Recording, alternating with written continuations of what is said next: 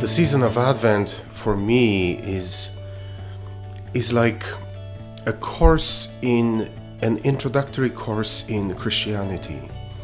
Remember how at university or college we would have all these introductory courses into history 101, English 101, spirituality 101. Well, Advent is kind of like that course in Christianity 101, where the principles are laid out for us, that which is most essential. Sometimes I worry that over time, as we become comfortable with our tradition, with where we came from, we can begin looking at our Christian life in a very cluttered way. There are so many elements to it, and traditions and rituals, and all of which are there for a reason. But sometimes it's simply time to clean up. It's time to reorganize ourselves, lest we become overwhelmed by the amount of stuff we have, by the amount of prayers and traditions and beliefs and doctrines we have. And so Advent gives us an opportunity to simply renew our fundamentals about who we are, who we're called to be. So often I meet people in my daily life, families, young families, who say to me that their life has become so busy and so cluttered with activities and things to do that they feel like they've lost a sense of meaning and purpose. That every day it's just about getting stuff accomplished, getting things done, keeping our heads above water so that we can begin again the following day.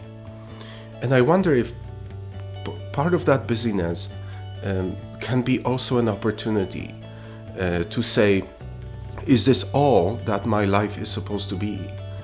Or is there a deeper foundation to who I am and what I'm called to live, how I'm supposed to view reality, view myself in the midst of all that needs to be done, that can actually create a pathway of peace and meaning and joy?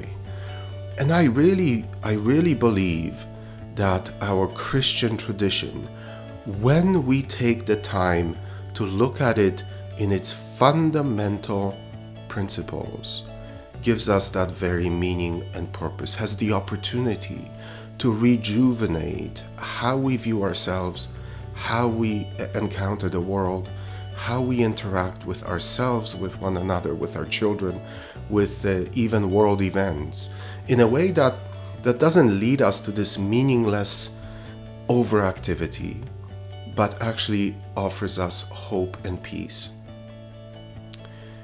I think in the readings for this coming second Sunday of Advent, Jesus offers a very clear message of peace. Peace, which is at the heart of what it means to be a person who believes, a person who follows something higher than himself or herself. That a person who trusts not just in my own abilities and my own accomplishments, but that my accomplishments serve a greater purpose, that my accomplishments are in a realm and in a world that has a clear direction, and not only a clear direction towards a future, but a clear direction towards a hopeful future, a peaceful future. John the Baptist was one of those interesting individuals who announced the coming of Jesus. And in his announcing of that coming, he says, "Bear fruits worthy of repentance." Repentance meaning turning around, changing the way we perceive things, maybe even the way we do things, recalibrating our life so that my relationship with my spouse, with my in-laws, with my children, with my co-workers can actually begin to bear fruit. That it doesn't have to be tangled up into all this busyness and restlessness of just trying to survive, but actually has a peaceful way about it. Repentance is an invitation for us as followers of Jesus to simply acknowledge that there is something within us that needs to continually be changed and calibrated with the vision of God and the purposes of God.